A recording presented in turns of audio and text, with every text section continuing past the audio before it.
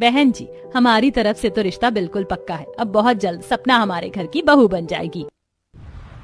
हाँ बहन, हम आज बहुत खुश हैं। कहाँ हम गरीब और आप इतने अमीर, आप इतने फैशनेबल कपड़े पहनते और हम फटे पुराने, पर फिर भी आपने हम जैसे गरीब से रिश्ता जोड़ा। बहन जी, तभी तो कहा जाता है कि जोड़ी भगवान बनाकर भेजते हैं, और ये जोड़ी भी भगवान ने बनाई है। अगर ये जोड़ी भगवान ने न बनाई होती तो क्या हमारे बच्चों का रिश्ता लग पाता? और क्या उस दिन जब आशा मंदिर से आ रही थी तो सपना बहू की मुलाकात आशा से हो पाती?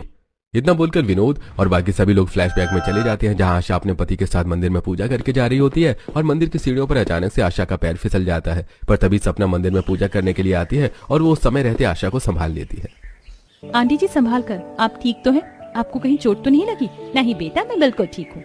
नहीं आंटी, आप बिल्कुल ठीक नहीं लग रही। आप इधर मंदिर की सीढ़ियों पर बैठो, मैं आपके लिए पंडित जी से पानी लेकर आती हूँ। इतना बोलकर सपना आशा को मंदिर की सीढ़ी पर एक तरफ बिठा देती है और जैसे ही वो वहां से जाने लगती है, पीछे से हाथों में प्रसाद लेकर विनोद वहां आता है। क्या हुआ आशा? बेचारी इतने गरीब हैं, ऊपर से मांग ले, कहीं शादी नहीं हो रही है। मैं तो बस ये दुआ कर रहा हूँ कि बच्ची की शादी अच्छी जगह अच्छे से हो जाए।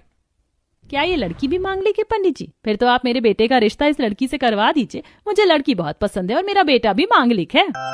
बस भाई साहब, फिर क्या था? पंडित जी से बात करके हम रिश्ता लेकर आपके घर आ गए। अच्छा, अब हम चलते हैं। इस तरह आशा अपने पूरे परिवार के साथ सपना का रिश्ता अपने बेटे अमित से तय करके वहां से चली जाती है। पर जब इस बारे में सपना की बुआ सुमित्रा को पता चलता है तो वो अपने भाई के घर आती है। भैया, ये मैं क्या सुन रही हूँ? तुमने सपना का रिश्ता बड़े घर में कर दिया, वो भी बिना मुझे बताए। अरे इंसान को अपने पैसे देखकर रिश्ता करना चाहिए। कहाँ तुम लोग इतने गरीब के फटे पुराने कपड़े पहनते हो और बेटी का रिश्ता ऐसे फैशनेबल घर में कर दिया। एक दिन ये उस घर में नहीं रह पाएगी। मेरी मानो, अभी भी अच्छा मौका है, ये रिश्ता तोड़ दो। नहीं सुमित्रा, मैं अपनी बेटी का रिश्ता नहीं तोड़ने वाला। बड़ी मुश्किल से खुद इतने बड़े घर का रिश्ता मेरी बेटी के लिए चलकर आया है। वैसे भी मेरी बेटी मांगलिक है, उसकी कहीं शादी नहीं हो रही है। ये जोड़ी खुद भगवान ने बनाई है और फिर मैं कौन होता हूँ तोड़ने वाला? भैया, बेटी का रिश्ता बड़े घर में लग रहा है। लगता है टेंशन लेने की वजह से फिर से तुम्हारा बीपी बढ़ गया। तुम्हें कहीं चोट तो नहीं लगी ना? दिखाओ मुझे। मुझे कुछ नहीं हुआ, शायद धूप ज्यादा होने की वजह से थोड़ा चक्कर आ गया।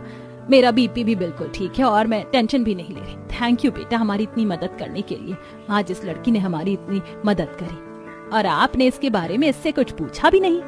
कोई बात नहीं आंटी, आपके साथ अंकल है, आप आराम से घर जाना। और अगर आपको अभी कोई परेशानी हो तो मुझे बता दीजिए, मैं आपको आपके घर तक छोड़ दूंगी। सपना, अगर दुनियादारी की मदद कर ली हो तो थोड़ी अपनी बुआ के हाथ पकड़कर सीढ़ी चढ़ा दो। जानती हो ना मेरे जोड़ों में कितना दर्द है, मैं बिना सहारे की सीढ़ियां नहीं चढ़ सकती। अब जल्दी से नीचे आ। कोई बात नहीं बेटा, जाकर अपनी बुआ की मदद करो। मैं अपनी बीवी को यहाँ से लेकर जा रहा हूँ। इतना बोलकर विनोद आशा को वहां से लेकर चला जाता है। 2 दिन बाद आशा विनोद फिर से मंदिर पूजा करने के लिए आते हैं और इस बार भी वो लोग सपना को पूजा करके जाते हुए देखते हैं। उसके बाद आशा सपना के बारे में पंडित जी से बात करती है। अरे क्या बताऊं बहन, समझ नहीं आ रहा, पर देख लेना, अगर ये शादी हो गई तो एक दिन पछताओगे। सुमित्रा मुंह बनाकर अपने घर जाती है और गुस्से में बर्तन पटकते हुए खाना बनाती है। ये देखकर उसकी बेटी खुशी उससे कहती है, क्या हुआ माँ, तुम बर्तन क्यों बजा रही हो? अपना मुंह बंद करके बैठ जा, वरना तुझे भी बजा दूंगी। कितनी बार तुझे बोला है मैंने उस सपना की तरफ बंठन के रहा कर। वो फटे पुराने कपड़े पहन कर भी ऐसे बंठन के रहती है कि आज इतने बड़े घर का रिश्ता खुद चल कर आया उसके घर। पता नहीं तेरी किस्मत में क्या लिखा है, पर मैं भी देखती हूँ मेरे रहते हुए इस गरीब की शादी फैशनेबल अमीर खानदान में कैसे होती है। खुशी का रिश्ता बड़े घर में नहीं लगता तो वहीं बिना कुछ किए सपना का रिश्ता एक बड़े फैशनेबल घर में लग जाता है। बस इसी जलन में सुमित्रा इस रिश्ते को तोड़वाने के पीछे लग जाती है तो वहीं सपना भी खुली आंखों से सपने देखती है। दीदी, तुम खा क्यों नहीं रही हो? क्या सोच रही हो? मैं ये सोच रही हूँ कि मैं अपनी मेहंदी और हल्दी की रस्म कैसे करूंगी और शादी पर कैसा लहंगा पहनूंगी। मेरे तो ससुराल में सब फैशनेबल कपड़े पहनते हैं, पर हम तो गरीब हैं। दीदी जीजा जी भी तो बहुत अमीर हैं, तुम उनसे क्यों नहीं पैसे मांग ले लो। शादी के दिन अब ज्यादा दूर नहीं है। सिमरन मुंह बनाकर अपनी नंद के साथ कमरे में जाती है, जहाँ वो मुंह बनाते हुए अपनी देवरानी का माप लेती है।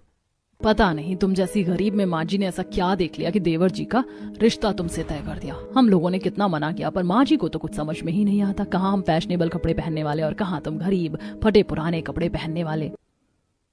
सिमरन भाभी, थोड़ा सोच समझ कर बोलिए। अगर माँ पापा को पता चल गया कि आपने इस तरह से छोटी भाभी से बात की तो फिर जानती है ना आपका क्या होगा।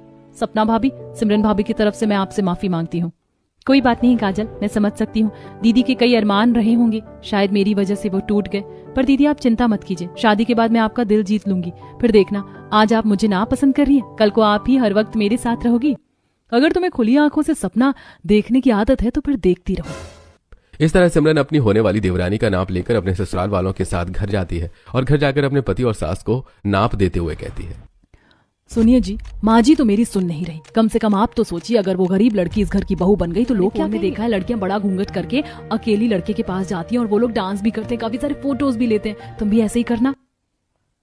माना कि बड़े घर में रिश्ता लग गया, पर इसका ये मतलब नहीं कि तुम दोनों खुली आंखों से सपने देखो। इंसान को सपने भी अपनी औकात में रहकर देखना चाहिए। और बेटा, तू बड़े घर की बहू बनने वाली है, पर हमेशा याद रखना कि तेरा मायका गरीब रहा है, इसीलिए ससुराल में भी हर चीज बचाकर और जोड़ के रखना।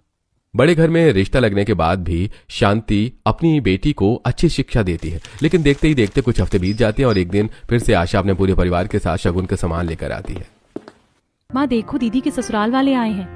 अरे बहन, आप सब ऐसे अचानक। नेहा बेटा, जल्दी से जमीन पर चटाई लगा दे और सपना तू चाय बना दे।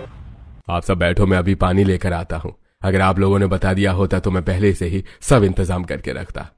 अरे क्यों भाई साहब, क्यों परेशान होते हैं? ये घर भी हमारा ही है, बताकर क्या ही आना। हम तो यहाँ बस सपना का नाप लेने के लिए आए हैं। सिमरन बहू अपनी सड़क पर चल रही आवारा लड़की को इस घर की बहू बनाना चाहती है। उन लोगों को कपड़े पहनने का भी ढंग नहीं है। देख लेना, आप शादी और मेहंदी के फंक्शन में हमारी बहुत इंसल्ट होगी। अब भी मौका है, ये रिश्ता तोड़ दीजिए। देवर जी के लिए लड़कियों की कमी नहीं है। माना कि वो मांगलिक हैं, पर उनके लिए रिश्ते आ तो रहे हैं। सिमरन खबरदार मेरी माँ के खिलाफ गई तो। मेरी माँ ने जो किया है सोच समझ कर किया है। अगर उन्हें लगता है कि सपना हमारे घर के लिए बिल्कुल सही है तो वो बिल्कुल सही है, समझी तुम?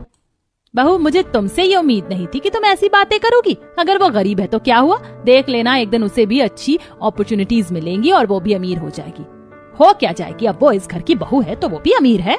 इस तरह आशा और रवि सिमरन को खरी खोटी सुनाकर चले जाते हैं। समय गुजरता है और देखते ही देखते हल्दी का दिन आ जाता है और हल्दी से 2 दिन पहले लड़के वाले लड़की के घर जाते हैं और सभी को फैशनेबल ड्रेस देते हैं।